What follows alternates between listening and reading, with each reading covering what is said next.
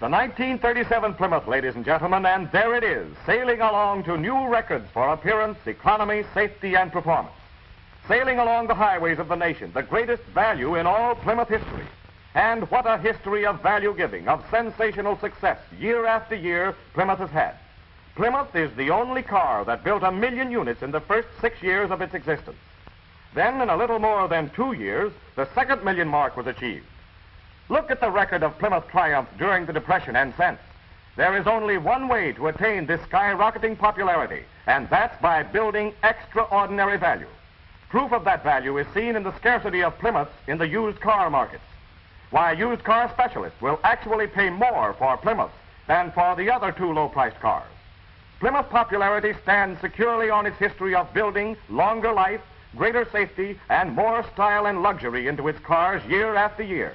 And this year's automobile is a creation of such beauty that Plymouth stands out in any company. Look at it from any angle, and it's impressive. See how the lines of the massive fenders are joined with the swelling curves of the smoothly rounded radiator shell. Body lines flow along the sleek hood with its modernistic louvers over the solid one-piece steel top, and then down the handsome built-in trunk. The rear end is harmoniously balanced with those twin tail lights and a centered license bracket with a light below it. Plenty of room there, and it's all usable room, too, for the gasoline filler pipe has been removed from the trunk. It's bigger than the ordinary low-priced car in every way. Inches wider from door to door this year, which means a wider windshield for safety. 3 persons sit comfortably in the front seat with ample shoulder room.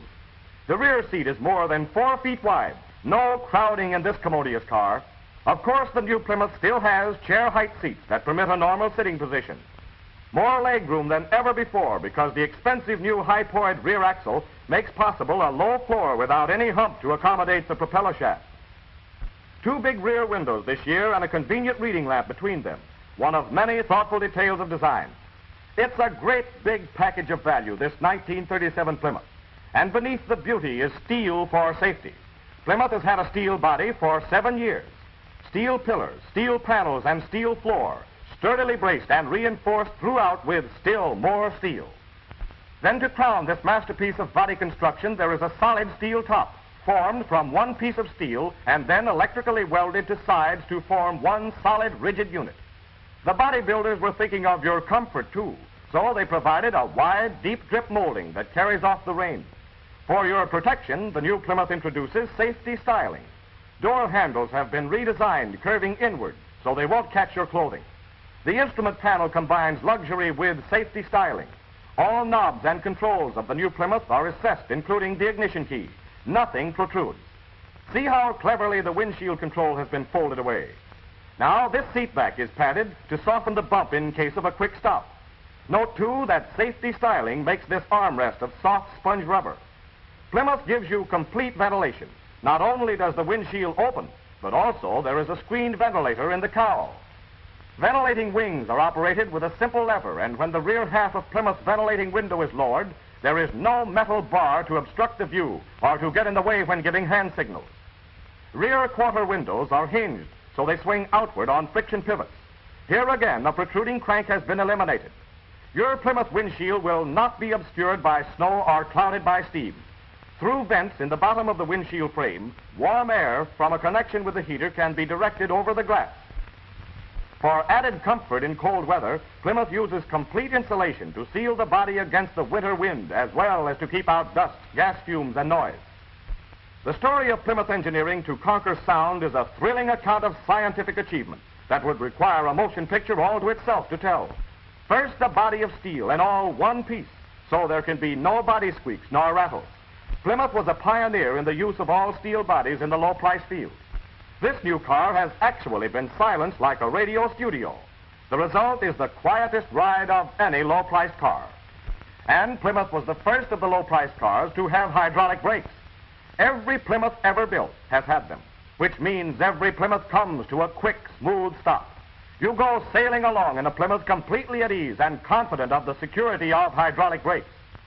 It's a safe stop without skid or side sway, because Plymouth's double-acting hydraulic brakes assure an equal pressure on all 4 wheels. Self-energizing hydraulic brakes used by other manufacturers do not provide that soft, smooth stop, for through their very principle of rapid action, They have uncontrolled pressure that results in jerky stopping. The development and use of the equal pressure principle for years by Plymouth engineers has perfected the brake so the brake shoes take hold evenly on all surfaces of the drum. Plymouth leads the field in steel body and hydraulic brakes, and the superiority of its engine is just as outstanding. Super high compression means economy, means Plymouth owners enthusiastically report as high as 24 miles to the gallon of gasoline. Floating power engine mountings with Plymouth calibrated ignition make possible this high compression economy with smoothness. Patented floating power suspends the engine in perfect balance, and by permitting it to rock on its natural axis, it dissipates vibration and provides the smoothest engine in the industry. The rigid Plymouth crankshaft rests on 4 main bearings instead of 3 usually found in low-priced cars. 4 bearings mean longer life and economical servicing. The Plymouth camshaft has a special quiet cam design and rests on 4 large bearings, all pressure lubricated. And it's chain driven, which adds to manufacturing cost and at the same time adds to owner satisfaction. Not only camshaft bearings, but also connecting rod bearings and main bearings in the mighty Plymouth engine receive oil under 35 pounds pressure. That makes for economical operation and long life. And even today, not all low-priced cars have full pressure lubrication. All air that goes into the engine passes through a filter that removes dust and other particles that might damage cylinder walls and bearings. Not all low-priced cars have an oil filter, but Plymouth has one to keep engine oil clean and make it last longer.